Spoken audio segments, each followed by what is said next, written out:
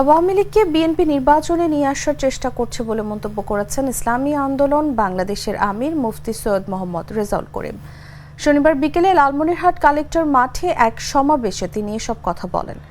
রেজাউল করিম বলেন, তারা হয়তো ভুলে গেছে আওয়ামী লীগের জুলুম ও নির্যাতনের কথা। ক্ষমতায় যাওয়ার জন্য আজ বিএনপি অন্ধ হয়ে গেছে, কিন্তু দেশের মানুষ আর আওয়ামী লীগকে রাজনীতিতে মেনে নেবে না।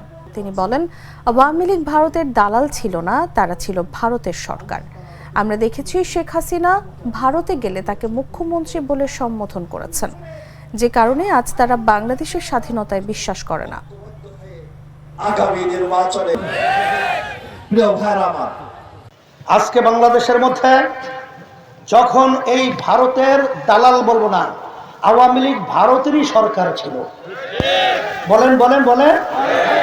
কারণ যখন আওয়ামী লীগ প্রথম প্রধানমন্ত্রী হয়েছিল শেখ হাসিনা, প্রধানমন্ত্রী হওয়ার পরে যখন ভারত গিয়েছিল, তখন ভারত সরকার তাকে সম্বোধন করছিল কি বলে? বলেন বলেন। মুখ্যমন্ত্রী। শব্দটা কি? সে কি মুখ্যমন্ত্রী না প্রধানমন্ত্রী? তাহলে মুখ্যমন্ত্রী কাকে বলে? ভারতের বিভিন্ন প্রদেশে যারা দায়িত্ব পালন করে তাদেরকে মুখ্যমন্ত্রী বলা হয়। এই জন্য দেখছেন এই 16ই ডিসেম্বর ওরা কিন্তু আমাদের দেশ স্বাধীন ওরা স্বীকার করে না, স্বাধীন বল করছে ওরা। ধিক্কার জানাই, আমাদের সমস্ত সম্পদ লুটে নিয়ে গেছিল। আর আওয়ামী লীগ ছিল ভারতেরই সরকার। কথা ঠিক না? এই ভারতের সরকার আমাদের দেশে বসে আমাদের দেশের সমস্ত স্বার্থকে বিলীন করে দিয়েছিল।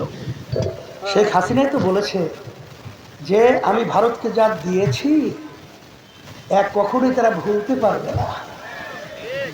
তা ভারতের সরকার দালাল বলবে কি? এটাই তো বলবে। কথা ঠিক না?